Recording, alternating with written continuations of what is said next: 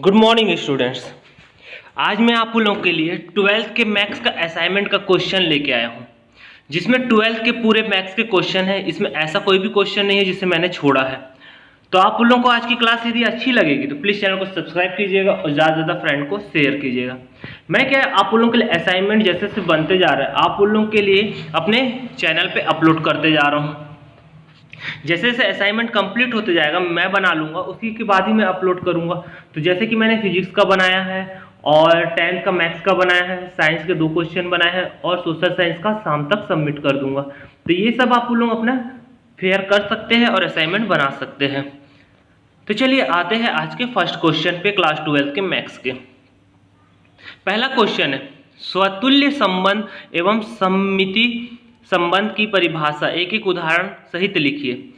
और दूसरा क्वेश्चन है पहले का ही, निम्नलिखित प्रतिलोम त्रिकोणमिति फलन का मुख्य मान ज्ञात कीजिए। साइन इनवर्स 1/√2 और सेकंड है कॉट इनवर्स -1/√3। तो स्वतुल्य संबंध की परिभाषा, समुच्चय A पर परिभाषित संबंध R स्वतुल्य कहलाता है यदि A प्रत्येक अवयव स्वयं से संबंधित होता है, अर्थात R समुच्चय A का स्वतुल्य संबंध है। R ना A का स्वतुल्य संबंध है यदि और केवल यदि R A स्मॉल a अवयव है कैपिटल A का के लिए, जहां A और A अवयव है। उदाहरण उसने बोला एक उदाहरण भी दीजिए। तो उदाहरण यह है, माना समुच्चय A बराबर 1 2 3 है तो निम्न संबंध से परिभाषित कर सकते हैं। R1 बराबर लिख सकते 1 1 2 2 3 3। एक्स और वाई कोऑर्डिनेट में ये हो सकता है। R2 बराबर ये वैल्यू लिख सकते 1 1 2 2 3 3 1 2 2 1 1 3। और R3 बराबर लिख सकते 2 2 2 3 3 2 और 1 1। यहाँ R1 और R2 समुच्चय A पर स्वतुल्य संबंध है, यानी R1 R2 पर आश्रित है, यानी R1 की वैल्यू पूरे R2 पर है, परंतु R3 स्वतुल्य संबंध नहीं है। क्यों नहीं है ये देखिए, इसमें है क्या कुछ वैल्यू 2 3 वाली वैल्यू R2 पे नहीं है। 2 1 है 1 2 है, लेकिन R3 में R3 स्वतुल्य संबंध नहीं है क्योंकि 3 अवयव A परंतु 3 3 अवयव R3 पर नहीं है। ठीक है, अब आते हैं सेकेंड उसी का, सममित संबंध। समुच्चय A पर आधारित संबंध R सममित कहलाता है यदि और केवल यदि A और B अवयव है R के, जहां B और A अवयव है R। सभी A और B अवयव है A के लिए, इसलिए A R B stands to B R A overlap A और B अवयव है A का। उदाहरण इसका ये दिया हुआ है, पूर्णांक संख्याओं का समुच्चय Z पर संबंध इक्वल टू एक सममित संबंध है क्योंकि प्रत्येक A B अवयव है Z के लिए और A equal to B tends to B equal to A आपस में बराबर होंगे। ये पहले का पहला क्वेश्चन हुआ। अब सेकंड क्वेश्चन से सॉल्यूशन है, सॉल्यूशन देखते चलिए। पहला है सेकंड का पहला, साइन इनवर्स 1/√2 का मुख्य मान ज्ञात कीजिए। हम जानते हैं साइन इनवर्स की मुख्य शाखा कहां से कहां तक वेरी करती है, -π/2 से +π/2 तक। तो हम इसे मान लेते हैं साइन इनवर्स 1/2 वर्गमूल 2 को थीटा मान लिए, जहां 1/वर्गमूल 2 का मान क्या होता है साइन π/4। साइन 45 अंश में 1/वर्गमूल 2 होता है, रख देते हैं तो theta equal to sine inverse 1/√2 और साइन 1/√2 की जगह रखते साइन π/4। तो साइन इनवर्स और साइन कट गया तो क्या बचा, थीटा इक्वल टू π/4। तो इसका मुख्य मान क्या हो गया, साइन इनवर्स 1/√2 का मुख्य मान π/4 होगा। ये दूसरे का पहला। और दूसरे का दूसरा है कॉट इनवर्स, कॉट इनवर्स -1/√3। इसको भी थीटा माने तो कॉट इनवर्स उस तरफ जाएगा तो थीटा तरफ, तो क्या हो जाएगा इनवर्स है तो उधर जाके क्या हो जाएगा पॉजिटिव। तो कॉट थीटा बराबर -1/√3। तो कॉट थीटा बराबर -π/3 हो जाएगा, -cot π/3 cos 60 का मान होता है।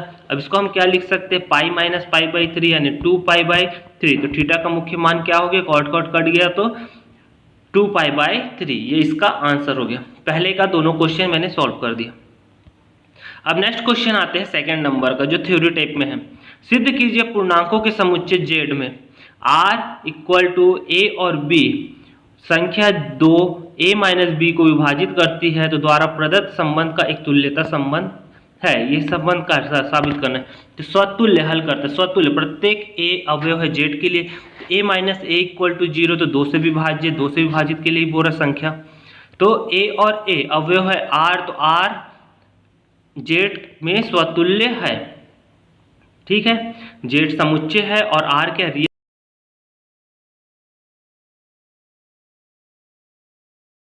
सममितता, माना ए बी अवयव है जेड ऐसा है कि ए और बी अवयव है आर, तो ए और बी अवयव है आर, तो a माइनस बी 2 से विभाजित होगा। यदि इसमें ऋण चिन्ह का गुणा कर देते हैं तो भी 2 से विभाजित होगा। अब इसको ब्रैकेट खोलेंगे तो माइनस ए हो जाएगा और ये क्या हो जाएगा प्लस बी, तो b माइनस ए 2 तो भी विभाजित होगा। तो b और a अवयव किसके हो गए, रियल नंबर के r के, तो r z से सममित है।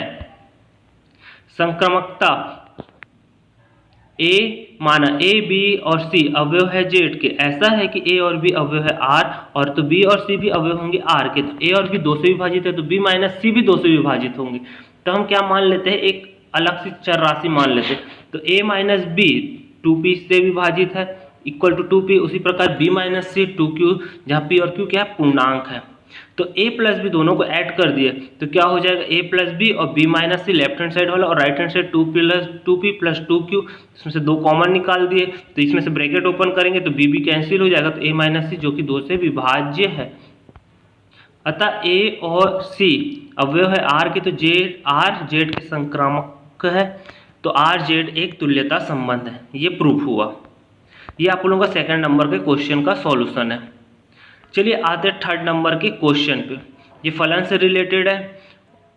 F X equal to X square plus 4 द्वारा प्रदत्त फलन F R plus tends to 4 infinite पर विचार कीजिए। सिद्ध कीजिए कि एफ व्युत्क्रमणीय है तथा एफ का प्रतिलोम F inverse Y under root Y minus 4 द्वारा प्राप्त होती है, जहां आर इनवर्स सभी ऋणात्मक वास्तविक संख्या का समुच्चय है।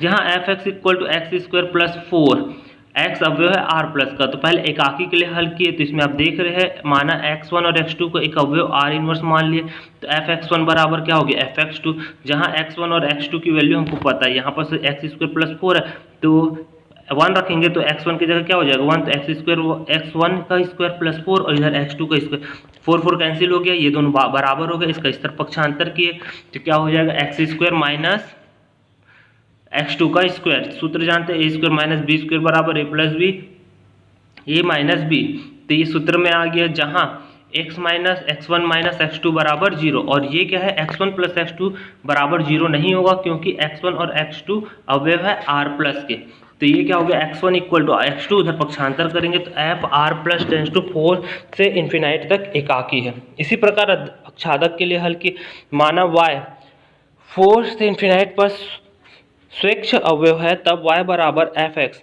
तो एफ एक्स की वैल्यू हमको पता है एक्स स्क्वायर प्लस 4, तो एक्स स्क्वायर बराबर वाई माइनस 4, तो एक्स बराबर रूट इतना। साथ ही y अवयव है 4 इन्फिनाइट का, तो y माइनस 4 टेंस टू 0, इस वैल्यू के यहाँ पर रख दिए। आगे सॉल्व करेंगे तो अब देख लीजिए एफ एक्स बराबर एफ रूट y माइनस 4, तो यहाँ पर रूट y माइनस 4 का होल स्क्वायर, क्योंकि सूत्र में है एक्स स्क्वायर प्लस 4, तो x की जगह यहाँ पर क्या रूट y माइनस 4, यहाँ पर 4 रख दिए तो ब्रैकेट ओपन करेंगे तो ये रूट कैंसिल हो जाएगा, तो प्लस 4 और माइनस 4 कैंसिल हो गया तो बच गया y। अब प्रत्येक y अवयव है 4 इन्फिनाइट के लिए, तो x equal to root y minus 4 अवयव है r की पावर प्लस के अस्तित्व इस प्रकार होगा कि एफ एक्स बराबर y, तो यहाँ पर क्या हो जाएगा, ये जो फलन हमको क्वेश्चन पे दिया था ये एक अक्षादक फलन हो जाएगा। अब चूंकि यही अक्षादक फलन है तो ये एक व्युत्क्रमणीय फलन भी होगा, तो ये क्या हो जाएगा, यही हमें सिद्ध करना था। फिर हमको बोला था एफ इनवर्स को ज्ञात करना है, तो एफ इनवर्स बराबर हो गया F X equal to Y, जहाँ एफ एक्स का मान पता है X square plus 4 equal to Y minus 4, तो एक्स बराबर हो जाएगा इतना, तो एफ इनवर्स वाई बराबर रूट वाई माइनस 4, अतः F inverse 4 infinite tends to R inverse, जहां F inverse y equal to root Y minus 4 द्वारा परिभाषित है। ये 3 क्वेश्चन हो गए, पहला, दूसरा, तीसरा। यदि आपको ये वीडियो अच्छी लग रही हो तो प्लीज़ चैनल को सब्सक्राइब कीजिएगा और ज़्यादा से ज़्यादा फ्रेंड को शेयर कीजिएगा। चलिए आते हैं 4th number question. 4th number के क्वेश्चन पे यहाँ पर थोड़ा माइनर मिस्टेक है, गवर्नमेंट ने ही जो क्वेश्चन दिया है उसी में ही त्रुटि है। 4th नंबर क्वेश्चन पे आप जो यहाँ पर देख रहे हो ऊपर एक ब्लैक पेन से लिखा हुआ है और एक रेड पेन से लिखा हुआ है। ब्लैक पेन वाले के क्वेश्चन में गलती थी, उसको सुधार के मैंने रेड पेन वाले नीचे में लिखा हुआ। देखिए tan inverse root 1 plus X minus root 1 minus X अंश पे दिया हुआ है, नीचे दिया हुआ है ब्लैक वाले पे ध्यान दीजिएगा √1 plus x plus √1 plus x. यदि नीचे √1 plus x plus √1 plus x होगा तो दोनों को ऐड कर देंगे तो 2√1 प्लस एक्स हो जाएगा। तो गलती तो यहीं पास हो गई, ये दोनों हो नहीं सकते और हल करने पे आंसर नहीं आएगा। तो जो नीचे वाला है उसमें हर में √1 plus x plus √1 minus x होगा। तो मैंने नीचे सुधार के लिख दिया। तो चलिए अब इसे सिद्ध करते हैं। सिद्ध करना है π/4 माइनस 1/2 कॉस इनवर्स एक्स। तो LHS ले लेते हैं। LHS हम लोग लिए tan inverse √1 plus X minus √1 minus x upon √1 plus x plus √1 minus x. यहाँ पर एक्स की जगह हम लोग एज्यूम करते हैं कॉस थीटा। तो थीटा इक्वल टू क्या हो जाएगा, कॉस उधर जाएगा, कॉस इनवर्स एक्स रख दिए रूट के जगह। तो ये हो गया √1 plus cos x √1 minus cos x √1 plus cos x plus 1 upon plus √1 minus cos x. अब देखिए 1 प्लस कॉस थीटा का हमको सूत्र पता है 2 कॉस इसको θ/2 और माइनस वाले में पता है 2 साइन इसको θ/2। वैल्यू को रख दिया, वैल्यू को रखे तो ये हो गया √2 कॉस इसको θ/2 माइनस √2 साइन इसको θ/2 पूरे के अपॉन √2 कॉस इसको θ/2 प्लस √2 साइन इसको θ/2। ऊपर से जब हम स्क्वायर है तो क्या हो जाएगा, वो बाहर आ जाएगा रूट से, तो क्या बच जाएगा ऊपर √2 cos θ/2 माइनस √2 sin θ/2 अपॉन उसी प्रकार। और ऊपर से और नीचे से दोनों से हम लोग क्या ले लेते हैं √2 cos θ/2 उभयनिष्ठ लेने पर। जैसे ही उभयनिष्ठ लेंगे तो ऊपर से तो निकल गया, तो नीचे बाजू में क्या बचा √2 cos θ/2 बरा 1 माइनस sin θ/2 अपॉन cos θ/2। और नीचे में भी उसी, चूंकि हम जानते हैं sine upon sine theta upon cos theta क्या होता है tan थीटा, तो ये क्या हो गया tan थीटा। उसके बाद हम क्या लिख सकते हैं 1 के जगह tan π/4 रख सकते हैं। तो tan π/4 रखे तो ये फॉर्मूले में आ गया कौन सा tan a minus tan b upon 1 plus tan a tan b तो equal to tan a minus b। तो यहाँ पर tan और tan इनवर्स कट गया, a के जगह π/4 और b के जगह θ/2। अब थीटा की वैल्यू हमें पता है cos इनवर्स x, तो यहाँ पर हम cos इनवर्स x रख दिए। तो π/4 माइनस 1/2 cos इनवर्स x, यही हमें क्या करना था, प्रूव करना था। ये 4th नंबर का क्वेश्चन का सॉल्यूशन है। ठीक है, लास्ट क्वेश्चन पे चलते हैं।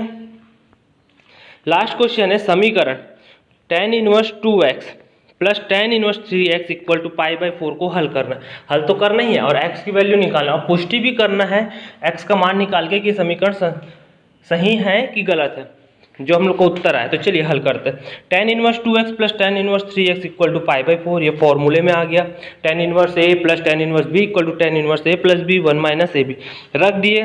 तो देखिए 3 और 2 क्या हो गया 5 हो गया और नीचे 1 माइनस 6 tan इनवर्स उधर जाएगा तो नॉर्मल फॉर्म में हो जाएगा tan π/4। tan π/4 का मान पता है 1, तिर्यक गुणा कर देंगे तो 5x बराबर 1 माइनस 6x²। इसके इस तरफ पक्षांतर कर देंगे तो 6x² प्लस 5x और माइनस 1।